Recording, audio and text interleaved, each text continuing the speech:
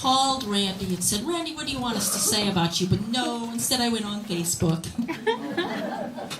Randy's living in Irvine, California now. I got all this off Facebook with his wife, Cindy, who we all know and love.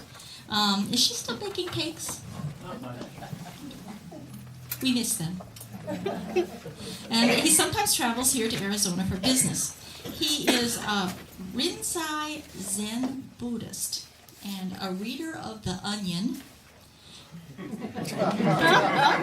He plays golf and poker and has an amazingly beautiful and talented daughter, Chloe, and a couple of sons that I don't know very well. I know we all know Chloe. I was looking this up, I was remembering Chloe at about 10 years old sitting with her parents here in this church with her head on his shoulder. Randy's going to talk today about just who do we think we are.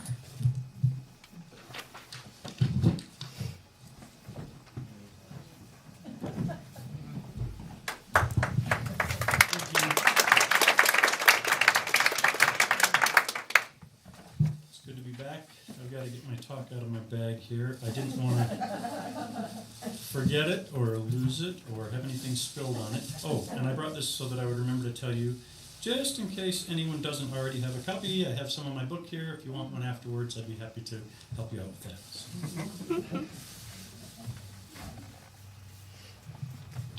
So, good morning. Thank you for having me back. When Kathy first contacted me to arrange for today's talk, it was, of course, through a Facebook message. I saw the little red icon above the message indicator, and I thought, oh, sweet, somebody sent me a message. Somebody wants to talk to me. I always get excited when somebody wants to talk to me. And then I clicked on the icon, and I saw that it was from Kathy. And that reminded me of this church and of all of you, and of all the time that we spent here at this church, Cindy and I. And it reminded me of all the different jobs we did here at the church and all the volunteer activities and the stuff that we had participated in. And it reminded me also of that time when we were first coming. It had been about 6 or 8 months, and Darnell Kirksey called the house and asked Cindy to be the treasurer, and so she handed me the phone and said, it's for you. That then reminded me of other things we had done here at the church, like setting up the sanctuary every Tuesday night for the Zen meditation group that we did here for about 4 or 5 years. And that, in turn, reminded me of the Zen meditation group that I used to lead up at the federal prison north of Phoenix and driving up there every Saturday. And that made me remember the one time I drove up there on a Saturday and found that the prison was on lockdown because they had a riot during the week. So I drove 2 hours up there and couldn't do my meditation group. So then I thought, well, I'd go for a hike since I'd driven all the way up there and it was beautiful in the north. And then I remembered that I can't go on a hike because I do the sitting group in my formal Buddhist robes, and I can't go hiking through the desert in my formal Buddhist robes. And so that made me think, oh, wait a minute, where was I? Oh, the message. So I clicked on the message, and it was Kathy inviting me to come and talk to you all, and I was very happy about that. And so I started thinking what I'd want to talk to you about. And as I just illustrated, each of us has a narrator in our head. Sometimes it goes in wild tangents and in different directions. But it's an internal voice that we call me. Many of us assume that the narrator's real, and we assume that it's our true self, right? Our essence of me-ness. Some believe that it's the thing that inhabits the body and the brain, rather than something that arises as a result of a body and a brain. So by a show of hands, how many of you know me? Really? Who do you think I am? And who do you think you are? And who were you before you were born? Who are you going to be after you die? And how do we decide? How do we come to believe who we think we are? These are the really fundamental questions that I think about and that all spiritual seekers of all traditions have thought about for years and years. And these questions were also those addressed by the Buddha during his 45-year preaching ministry. And I suspect they'll be the most important questions that lead people both to and from various religious traditions and spiritual practices long into the future as well. So much of what matters in this life comes down to who we think we are, so that's what we'll spend a little time on this morning. I want to talk about the concepts of self and non-self. In Buddhist terms, atta and anatta, or if you prefer the Sanskrit to the Pali, Atman and Anatman. These are the terms as the Buddha explained them. I've talked here in the past about various Buddhist concepts and how they relate to, or in most cases, counter Western religious concepts that most of us, or many of us, were raised on. None of these concepts was as important and integral to the Buddhist teaching as the truth of anatta, non-self. In my book, I briefly touched on the early stages of the development of self when we're young children. But I've been thinking more about it and studying more about it. So I want to look a little bit deeper into the development of self, or the sense of self, or the self-awareness. Before we talk about the illusory nature of self and the liberating reality of non-self, I want to invite you to consider a question. Is the self the base entity that has thoughts, feelings, beliefs, memories, and relationships? Or is the self a result of all these other things? The thoughts, feelings, beliefs, memories, and relationships. It's my opinion, based on personal experimentation, extensive meditation practice, and research of recent writings by neuroscientists and brain experts, that the latter is most likely. I think that the self arises as a result of thoughts, feelings, memories, relationships, and so on. So to illustrate with an analogy that I always like to do, think about a church. We don't say that there is a church as a base entity and that it has members and chairs and values and traditions. Rather, we say that all these things together make up a church, the thing that we call a church. Neuroscience has proved that there is no center of self in the brain, but rather many processes that come together to create a sense of self, or the me that we have as the narrator. So that brings us to another very important question. At least it's been important to spiritual seekers in the past and in all the different traditions. And that question is this: is the self a real entity? Many Buddhists of different traditions would disagree with me, but I say yes, the self is real. It's real, but not permanent and not separate in the sense that a self or soul might be believed to be in some other religious traditions. I think self relies on everything else and is ever-changing. And like the Buddhists say, you can never step into the same river twice because it's constantly flowing.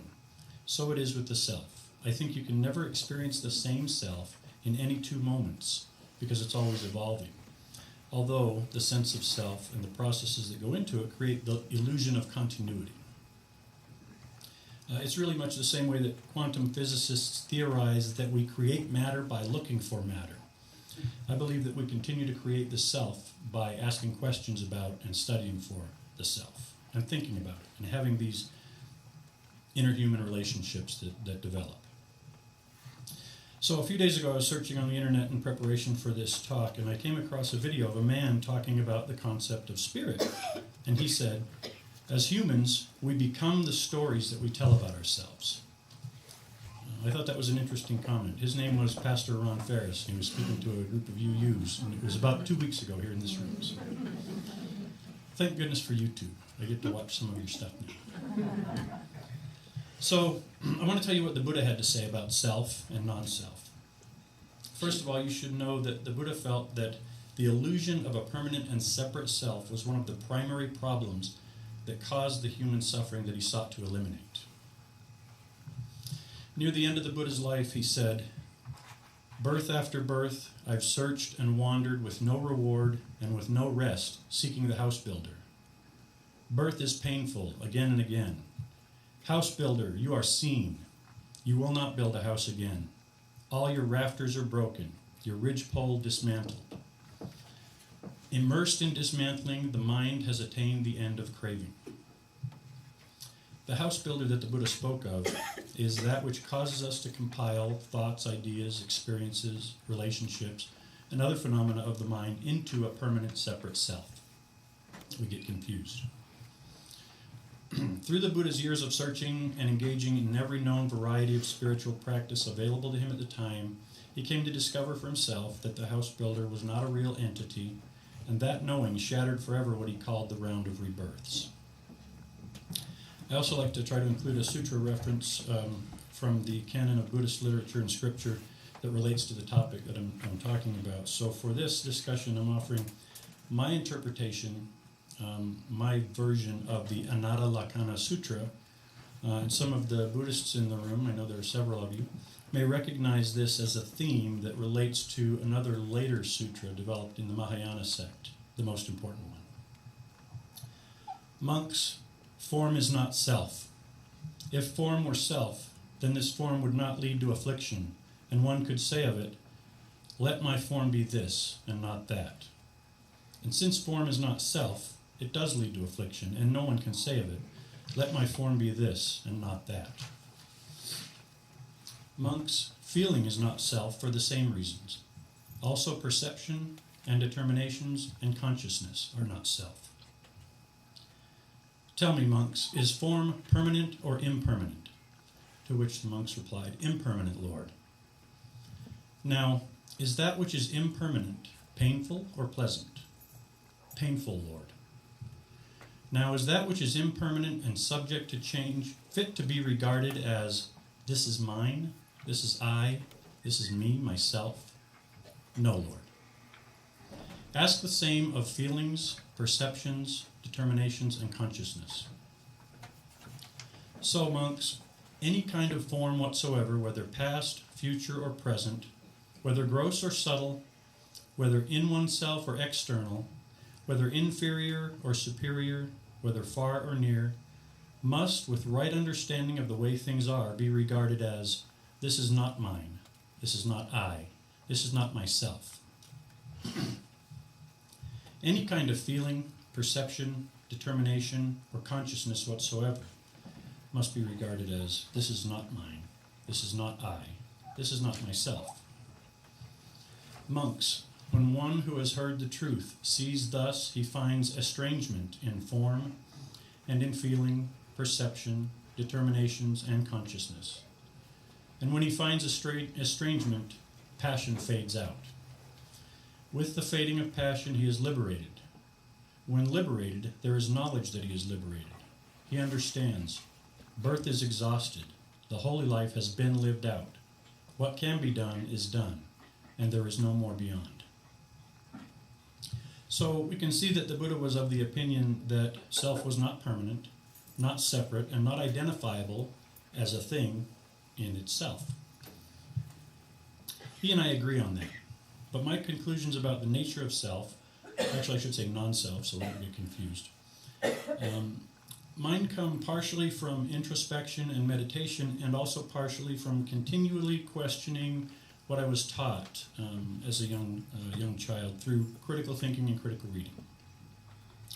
After many years of practice and study, I think that my current opinion is that there are various levels of information that make up ourselves. There's consciousness, which includes a narrator that I mentioned earlier. There's pre-consciousness, which includes all this stuff that we can easily recall if we try. And there's non-consciousness, also known as the adaptive unconscious or alaya consciousness in Buddhist terminology. By the way, it always amazes me whenever I study one of these things how it relates to what the Buddha taught 2,600 years ago. Science today is teaching what the Buddha taught 2,600 years ago, again and again. So people throughout history have argued varying opinions about the vastness of each of these storehouses of information, as well as the degree to which we might be able to access each through some practice or another. At the level of consciousness, things like our current experience and our current thoughts exist. Obviously, that's a very small portion of our true selves. At the level of pre-consciousness lies the stuff that we can fairly easily recall, like the names of our former teachers and friends and the street we grew up on and so forth. But the stuff that really makes up most of who we are, I think, lies at the level of non-consciousness. And much of it we may never be able to dig up and bring to the level of consciousness. It's like, sometimes I wish I could plug a USB drive into my head and click on the C drive and search for files and then unhide the hidden files. So the alaya consciousness is all the hidden files and the system files and the things that you can't really access. But we may be able to get clues and infer certain things about the contents of our adaptive unconscious or the alaya consciousness if we want to. Big if. One of the most important things that I've learned from practice and study is that we can't ever fully hope to understand the working contents of the adaptive unconscious, and sometimes we get ourselves into trouble if we try too hard. For example, if we were to try to analyze all the underlying reasons why we love someone, we could convince ourselves that we actually know all the reasons, or we could actually make ourselves start to second guess whether or not we really do love that person. I read a book that talked in part about a study where people were asked to list the reasons why a relationship was either going well or not going well. And then another control group was asked to state whether their relationship was going well or not, but without analyzing reasons for it. The group that didn't analyze reasons was more accurately able to describe how the relationship was going according to the other person. So the analyzing group had constructed theories about why the relationship was going well or not well, and those theories were based on assumptions and constructed stories that were probably based on partial or faulty data that they were trying to access from their alaya consciousness, the adaptive unconscious. A well-known philosopher once said, "He who deliberates lengthily will not always choose the best." And as Kathy pointed out, I'm a poker player, so in poker terms we say, think long, think wrong. It's the same thing. For more on the idea that sometimes overanalyzing isn't the best or most accurate way to solve problems, and arguments that it may be in some cases, I'm going to suggest two books for you. One is called Blink, The Power of Thinking Without Thinking by Malcolm Gladwell. The other is called Sway, The Irresistible Pull of Irrational Behavior by Ram and Ori Brafman. And if you want to write those down, if you don't have time right now, come and see me afterward. I'll give you the names. And the third book, the one that I was researching most recently for this talk, is called Strangers to Ourselves by Professor Timothy D. Wilson. So there's an abundance of information stored in the alaya consciousness that we can generally not access, which guides much of who we become from moment to moment and from year to year throughout our lives.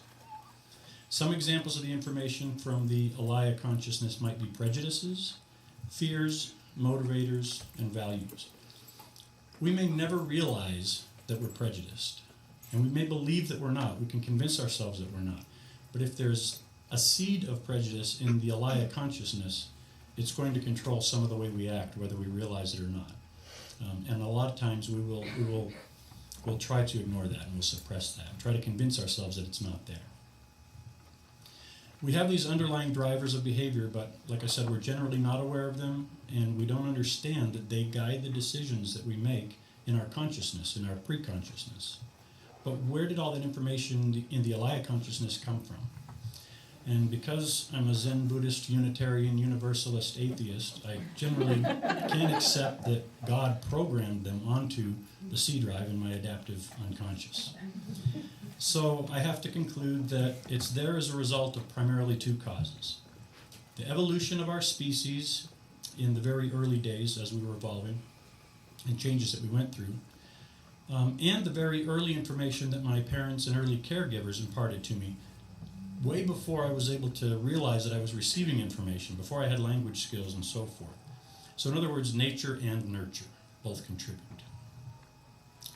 I know through study and science that my body and brain have both evolved from earlier, more primitive creatures.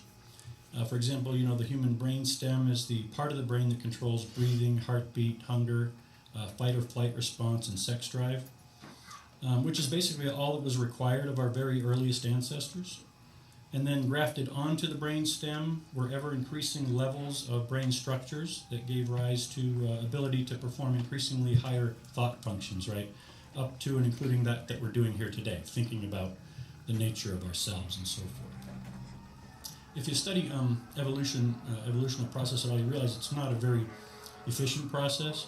Every time an organism had a portion that was no longer serving its function, rather than starting over and developing a more efficient portion of the organism, it just grafted another thing on top of it, another thing on top of it, another thing on top of it. And so that's what happened with our brains as well. So I can deduce that some of who I am is a result of those most basic levels of brain activity. Like I want food when I'm hungry, and I fear dangerous things at appropriate times. But part of that which makes me me can also be attributed to things that were taught to me at those early stages of development. by my parents, my caregivers, or whoever I came into contact with. For example, I have a decent sense of fairness that I never really had to think about what was fair and what wasn't fair, right? It was just there from the beginning, and I have a decent sense of kindness and respect for life. And I assume those are probably traits that were imparted to me by my mother and father before I had language skills, just because I observed the way that they interacted with one another and with others and with everyone else in the world. So if my parents had been bad people instead of good people, I might have turned out differently. Probably surely would have turned out differently. So on this development went, and still goes today, as I meet new people, have new experiences, and create new narratives in each moment of every day. Ultimately, the truth of Anatta is this: self is not a discrete base entity that has thoughts and feelings and relationships and so forth, but it's the sum of those things. I'm not me, and you're not you. At least not in the sense that people usually apply the terms me and you. We're products of others, and we're products of the past. I am each of you, and I'm everyone that I've ever come into contact with in the past, which includes the recent past of my physical body and the distant past of previous lives, which I cannot label as mine nor not mine, and that's another sermon for another day. But that means in order to know who I think I am, I need to look both inside and outside. And sometimes looking outside at my friends, my situation, my interactions, my relationships, my work, can actually give a more accurate picture than looking inside can. A lot of times it's hard to believe what others tell us about ourselves, but it's often much more accurate than what we already believe about ourselves. So we have to look both inside and outside. So we need to draw up a narrative based on what we can access and what we can infer about the various levels of consciousness, and we need to look out at everyone in the environment. Only when I consider all of this can I begin to understand just who I think I am. But I'll surely be someone else tomorrow. And knowing this, how can I act selfishly? Knowing this, how can I not care for each of you, and even for strangers? Knowing that we create ourselves with our very thoughts and actions, how can any of us do anything other than act with love and compassion for one another? Thanks for listening.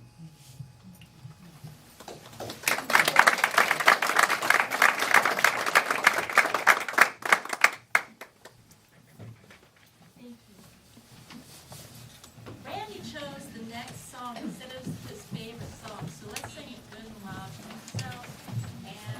And this is my song.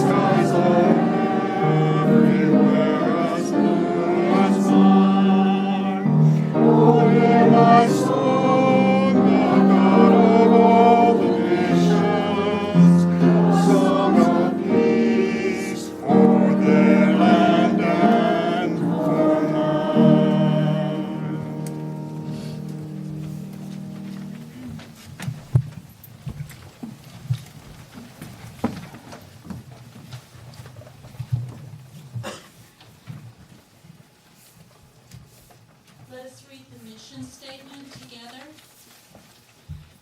We agree to provide a safe place to celebrate diversity, draw inspiration for our lives, foster social and environmental justice, the buildings and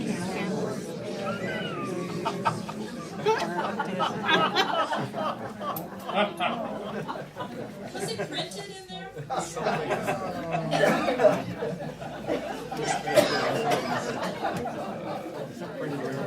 Well, it's truly Unitarian now, isn't it? We can just each say our own.